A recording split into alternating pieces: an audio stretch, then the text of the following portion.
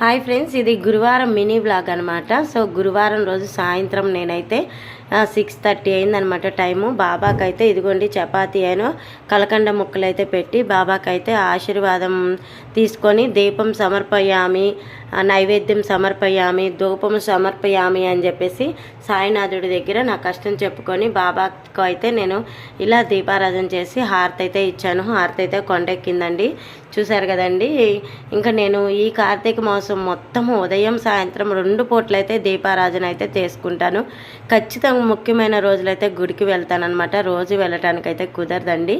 ముఖ్యమైన రోజులైతే ఖచ్చితంగా గుడికి వెళ్తాను. అలాగే మా మా బాబుకి హనుమన్ను తిలకం దుద్ది రామ రామ రమేతే రమే రామ మనోరమే సహస్రనామ తత్వల్యం రామ రామ వరాననే అని పాడించాను. ఒకసారి మీరు రమేతే